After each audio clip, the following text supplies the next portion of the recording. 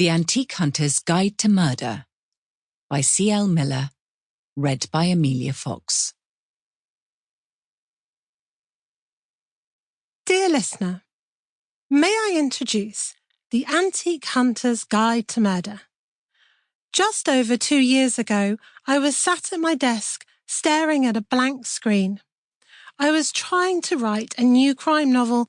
I had 2 characters in my head, Freya and her gloriously eccentric Aunt Carol. I had the place, the medieval villages of Dedham Vale, where I had moved to from London a couple of years previously. But I couldn't work out a motive, a means, a killer. It was while on a call to my mother, Judith Miller, of the Antiques Roadshow and Miller's Antiques Price Guide fame, that I explained my predicament, and mused, what would someone kill for? So I posed the question to an international antiques expert. What antique would you kill for? My mother's answer was not the one I expected, for she was not interested in the diamonds or jewels so many stories focused on. She was interested in the reasons why people love something, essentially the antiques with the stories behind them. As she said, so many times the value is in the provenance.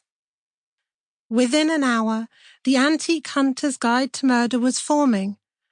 I pulled on all I had learnt growing up in a household surrounded by antiques experts, and watching my parents publish the Miller's Antiques Price Guide from a barn next to our house. I drew on my love of the classical murder mystery and my passion for writing stories. There is a saying, write what you know.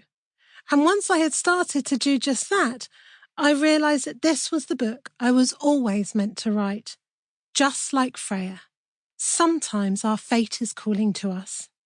I do hope you enjoy listening to this book as much as I have loved writing it. With thanks, Cara. Prologue. If Arthur Crockleford had been a normal antiques dealer, then perhaps this night would never have arrived. Arthur hunched over his desk, making his final preparations. He had just finished gluing the last photograph into his journal when he heard the rumble of tyres on the cobbles behind his antique shop.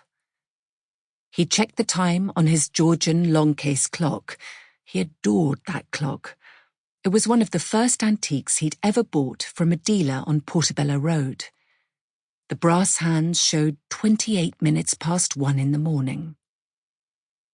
A rush of icy night air swept through the back door as it opened and down the long corridor to enter the shop, which was lit by the table lamp on Arthur's desk.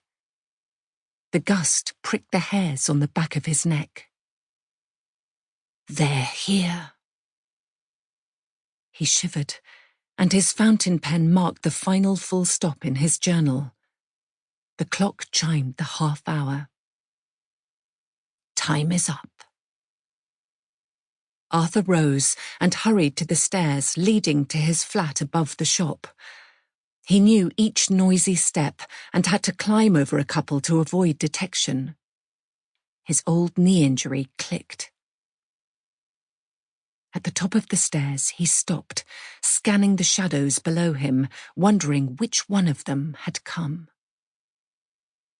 All the lights in the flat were off, and he was surrounded by thick black night. A sweep of the rooms reassured him that everything was in order. The tap of someone's footsteps on the medieval floorboards below made him shudder. For decades, he had loved every second of his secret life. Until Cairo. If he'd made different choices, left this underground world behind, then maybe tonight could have been avoided. But what was done, wasn't it? He could only hope Freya would one day understand, and that it wasn't too late to make things right. Arthur walked back down the stairs, this time Sample complete. Ready to continue?